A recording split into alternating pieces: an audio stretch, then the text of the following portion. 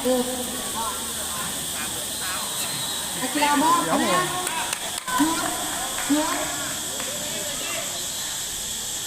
เด็กเขาหอบห้องชนะเลิศ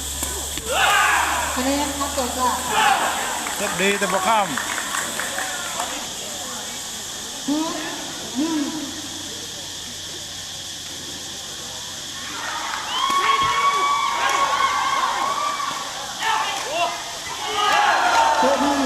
คะแนนครับเกิดว่าดีคะแนนสอน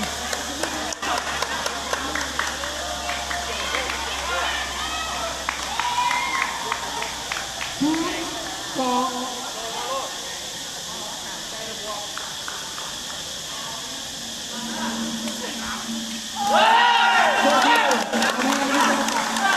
เซฟดีเจ็ดสองหนึ่ง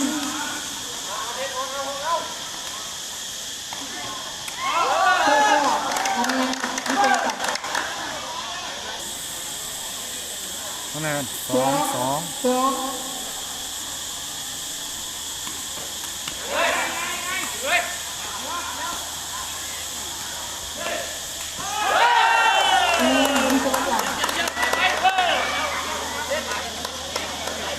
สวยงาม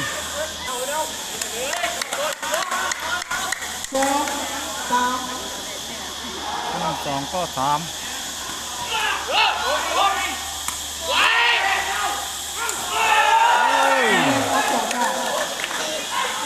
ไม่บ่ข้าม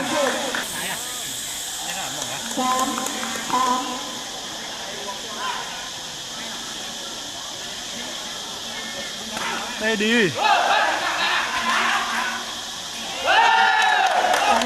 ไม่บ่ข้าม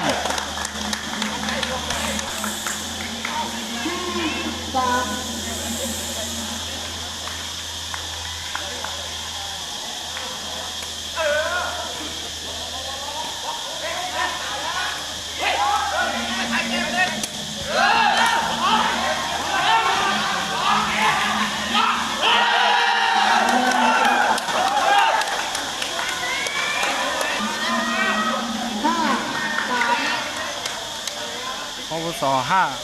อักษรสามเฮ้ย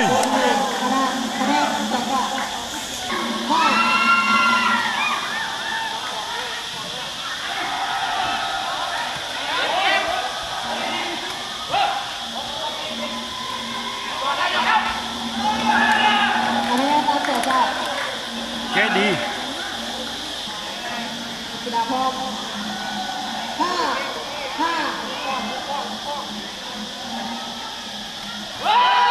อันนี้นี่คือห้าหก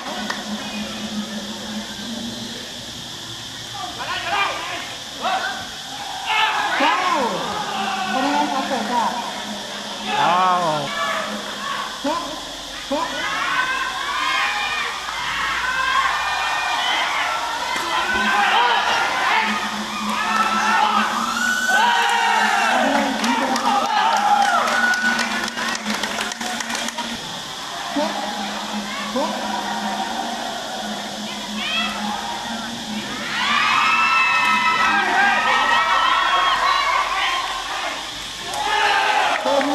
ะแนนครับเกิดจาก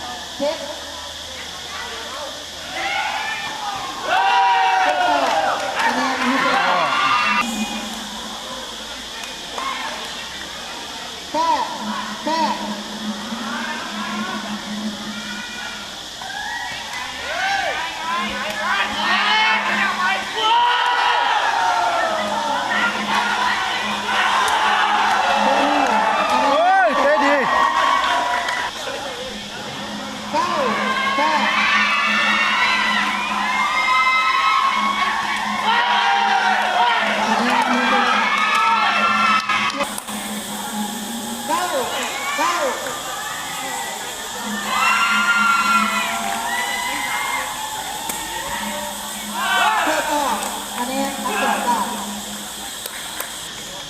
9 10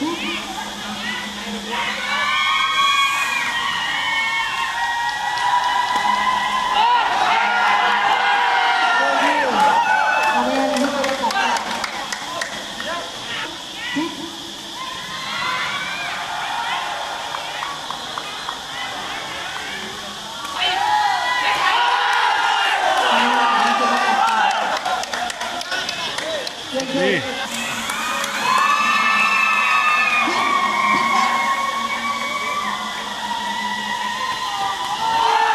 เจ้าที่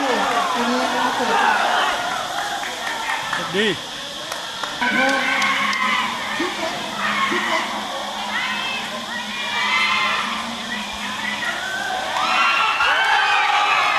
นนนับเกิดค่ะกีฬาบอล12 11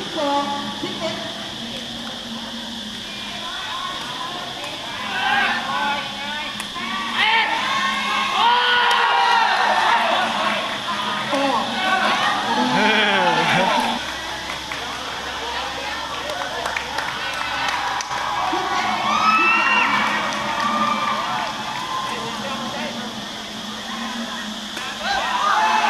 เจ้าตลาดคะแนนเกิดค่ะ บอก เจ้าตลาด บอก 15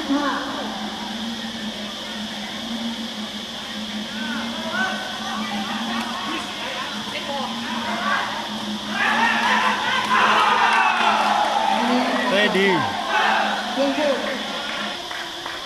16 11 เจ้าตลาดคะแนนนี้จะได้กลับ สิ มา บออก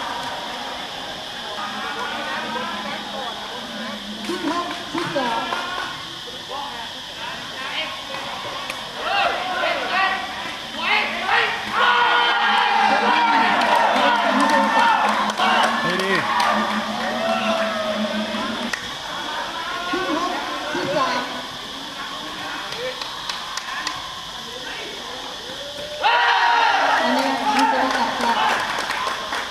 ข้าม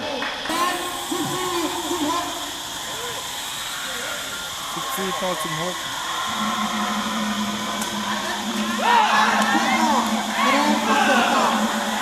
จะบอกก็ดีออกแล้ว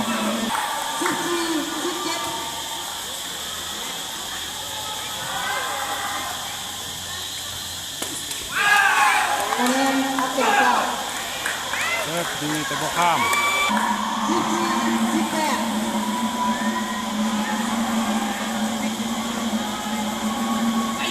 เลิกดี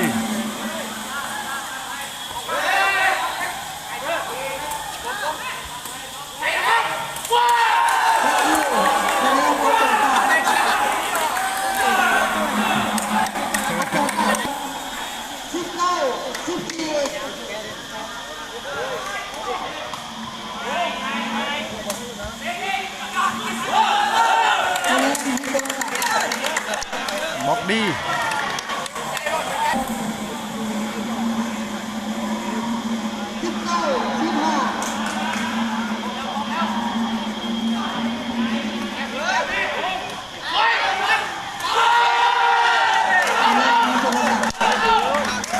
ได้ดี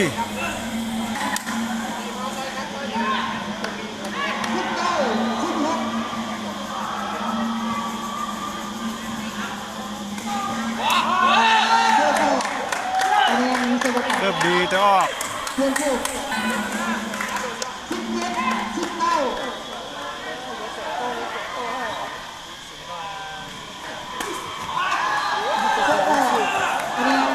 สิบออก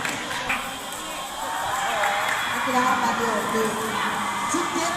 9คะแนนนักเตะว่า ข้ามอับสอนซาดชนะไป10 ที่ 1 ไปเสิร์ฟอะไรนะ